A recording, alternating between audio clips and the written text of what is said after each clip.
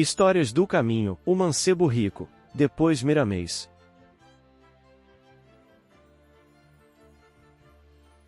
Uma águia de asas partidas. Ele era um jovem abastado. Herdara dos pais um palácio que se erguia na colina de Acra. Seus servos o amavam e serviam com lealdade, atendendo-lhe todos os desejos. Habituara-se a dormir em seu leito de ébano e marfim, onde se permitia devaneios e dava vazão a muitos sonhos. E quantos sonhos tinha! Amava as corridas de bigas, quadrigas, ansiava pela ovação do povo, que o conduzia quase ao êxtase. Via-se, por entre a multidão, recebendo flores aos pés e seu nome aclamado repetidas vezes. Possuía taças de rica ornamentação, nas quais bebia os vinhos gregos e latinos, louros e rubros como as auroras. Tinha arcas abarrotadas de pedras raras, diamantes, rubis, safiras e pérolas sem conta. Era detentor de rebanhos e de muitas vinhas. Em Betânia, possuía outro palácio, onde costumava receber amigos para festas. Cuidava do corpo com massagens de óleos e ungüentos raros. Vestia-se com tecidos de linho leve. Nele, tudo respirava juventude, beleza e glória. Entretanto, embora parecesse nada lhe faltar, sentia sede de paz. Vazio estava o coração. Vez ou outra, a melancolia o abraçava. É como se depois das vitórias, dos banquetes e das honrarias, o mármore, o marfim, as joias, tudo lhe soasse frio, gélido. Ansiava pela paz. Como conquistá-la? Onde buscá-la? Naquele cair de tarde, quase noite, em que os raios de luar já dançavam sobre a terra, o príncipe procurou o rabi. Jesus acabará de abençoar as crianças, quando o moço rico se aproxima. O encontro singular lembrava um eclipse solar ao nascer do sol. O vale prostra-se aos pés da imponente montanha e cheio de ansiedade, indaga: Bom mestre, que bem devo praticar para alcançar a vida eterna? E o diálogo prosseguiu mais assim: Por que me chamas bom? Bom somente o Pai o é. À tua pergunta, respondo: Cumpre os mandamentos, isto é, não adulterarás, não matarás, não furtarás, não dirás falso testemunho, honrarás teu pai e tua mãe.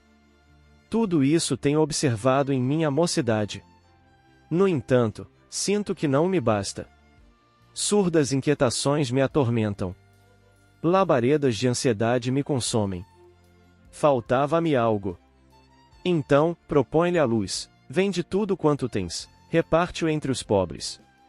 Vem, e segue-me. A proposta penetrou como um punhal afiado. Onde já ouvirá aquela voz? Não lhe parecia desconhecida. E aquele olhar que o fitava, cujos olhos mais pareciam duas estrelas engastadas na face pálida. Que doce magnetismo! A ordem, a meiguice daquele homem ecoava em seu espírito. Ele era uma águia que desejava alcançar as alturas. E o rabi lhe dizia como utilizar as asas para voar mais alto. O rapaz ficou mudo por alguns instantes. Suas mãos frias revestiam-se de suor. Os lábios pareciam selados. Por fim, vencendo a própria resistência, murmurou: Senhor, deixa antes que eu vá competir em Cesareia. Disputarei os jogos. Colherei os louros da vitória para Israel, voltarei depois. Não posso esperar, foi a resposta. Hoje é o momento para ti. Esta é a hora. Nem amanhã, nem mais tarde. Agora, o jovem parece conseguir desembaraçar as ideias e explica, num jorro de palavras. Adquiri recentemente aos Partas 4 cavalos soberbos, brancos, velozes como dardos. Paguei uma fortuna por eles, o preço de uma casa, 700 denários. Conduzirão minha quadriga no circo, nos próximos dias, em Cesareia. Guardo a certeza que serei vencedor, porque também contratei escravos que me adestraram. Mestre, compreendes o que é tudo isto? Não temo dar o que tenho, dinheiro, ouro, gemas, propriedades, títulos. A voz do divino pastor o interrompe. Dá-me a ti próprio e eu te oferecerei aventura sem limite. Eu quero, mas... Pela sua mente em turbilhão passaram as cenas das glórias que conquistaria. Os amigos confiavam nele. Tantos esperavam a sua vitória. Israel seria honrada com seu triunfo. Sim, ele podia renunciar aos bens de família, mas ao tesouro da juventude, às riquezas da vaidade atendida, os caprichos sustentados. Seria necessário renunciar a tudo? A águia desejava voar, mas as asas estavam quebradas. Recorda-se o jovem que os amigos o esperam na cidade, para um banquete previamente agendado. Num estremecimento, se ergue. Não posso. Murmura.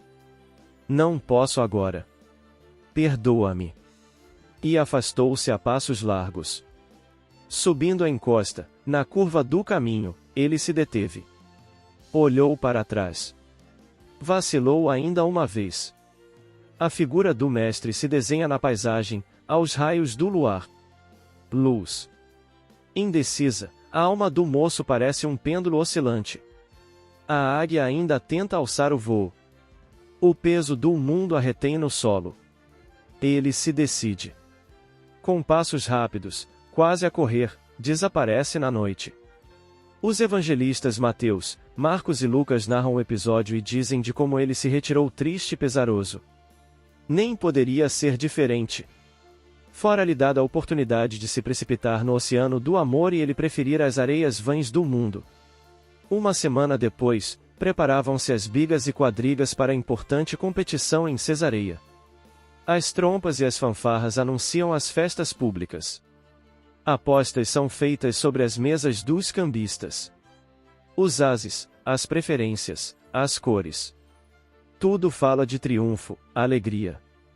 Ao sinal convencionado, sob estrondosa ovação, partem os corcéis fogosos, puxando os carros e seus condutores.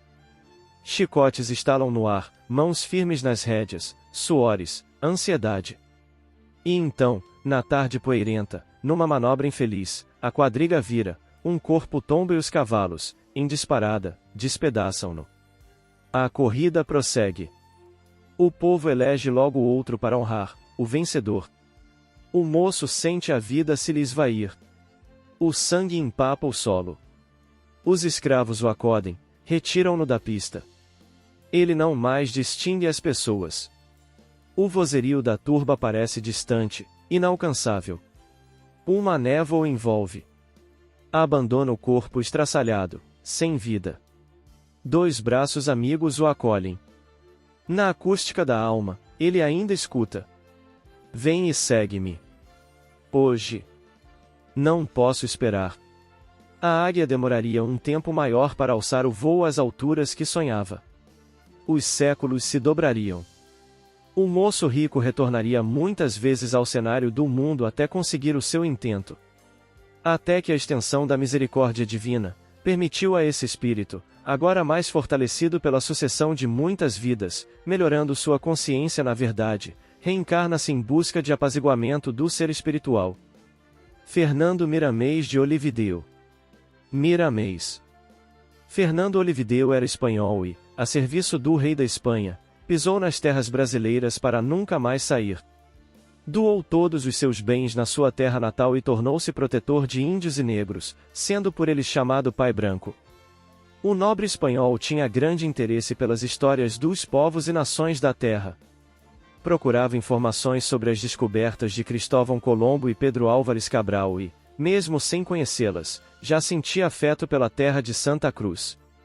Rapaz inteligente e estudioso, tinha grande carinho pelo povo humilde, pelos índios invadidos na sua cultura, pelos negros que sofriam sob os açoites.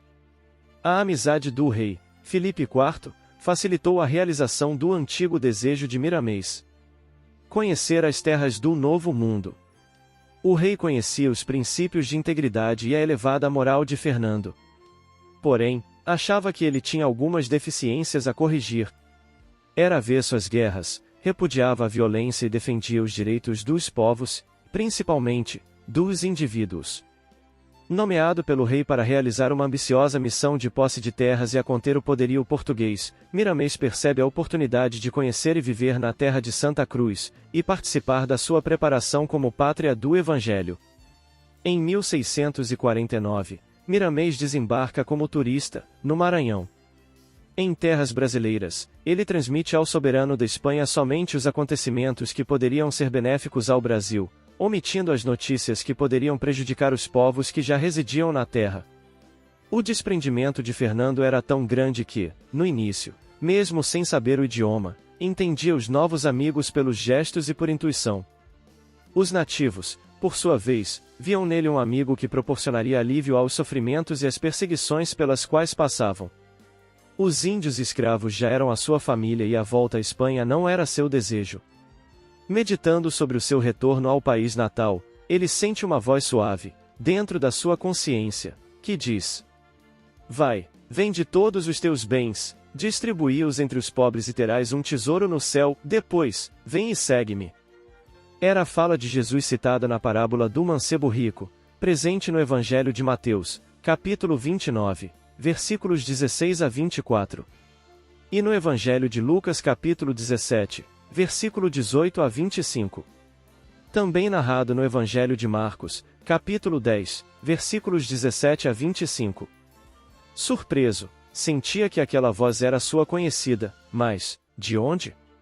E a voz, interna, continuou: Fernando, podes vender todas as tuas posses na Espanha e distribuir o dinheiro entre os necessitados de tua pátria.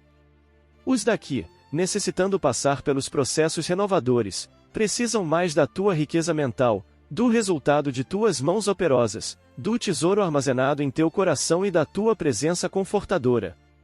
Seguindo a sua consciência, o nobre espanhol envia a procuração a amigos de confiança, na Espanha, autorizando-os a vender os seus bens e distribuir o resultado entre os carentes e sofredores da Península Ibérica. Desde então, sua vida se entrelaçou mais ainda à dos índios e negros da terra de Santa Cruz. Todos o tinham como pai branco, filho do sol ou homem que veio da luz. Catequizadores descobriram aquele homem culto e fascinante como pastor de 2 rebanhos.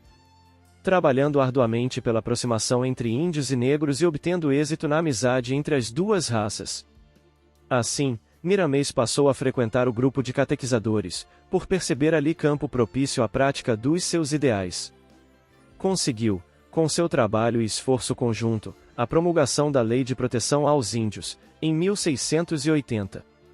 Espírito de imenso amor, Fernando Miramês de Olivedeiro renunciou a maiores patamares de luz a que tem direito, por merecimento, e permanece ligado à terra amada, orientando o Centro Espírita Maria Nunes e outros trabalhos para o progresso da humanidade.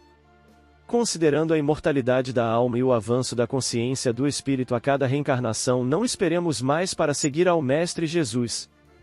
Lembremo-nos do que foi dito primeiro ao mancebo rico, depois o novo chamamento a Fernando Miramês de Olivedeiro, pela luz do mundo, nosso Senhor Jesus Cristo. Vem e segue-me. Hoje. Não posso esperar. Uma pequena observação do tempo. O espírito Galileu faz uma análise do tempo, esclarecendo que o tempo é apenas uma medida relativa à sucessão das coisas transitórias e afirma que o tempo passa a existir no momento da criação, e existe de modo diverso em cada universo. Tanto os mundos na vasta amplidão, quanto os tempos diversos e incompatíveis. O conceito de tempo é, portanto, inerente à realidade material do universo que vivemos. Outros existirão, onde a prisão do tempo já não existe. Na perspectiva de outros horizontes, onde o tempo e o espaço não mais nos aprisionam, vemos também um convite à evolução, o objetivo da vida. Ao ampliar a consciência, conhecendo e vivendo as leis universais e morais que nos regem a todos, libertamo-nos das prisões interiores e avançamos em direção à conquista da plenitude, que nos libertará também da ilusão do tempo. Ainda temos o ensinamento do venerando espírito da benfeitora Joana de Ângeles. Ilumina-te, pois a cada momento, acendendo a sublime claridade do discernimento na mente do amor no sentimento, a fim de conseguires a paz e os estímulos para a sublimação à felicidade plena. Comentários finais.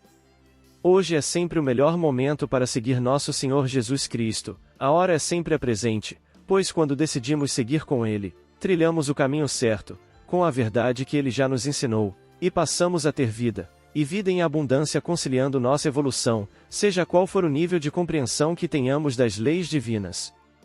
Até que as leis do Pai, bondoso, justo e misericordioso, seja o natural ditame de todas as nossas ações, por vontade de amar, como Ele, o Cristo também nos ama. Jesus. És a luz do mundo. Vem archote de luz, vem Jesus, viva Jesus. Nascer, morrer, renascer ainda e progredir sempre, tal é a lei.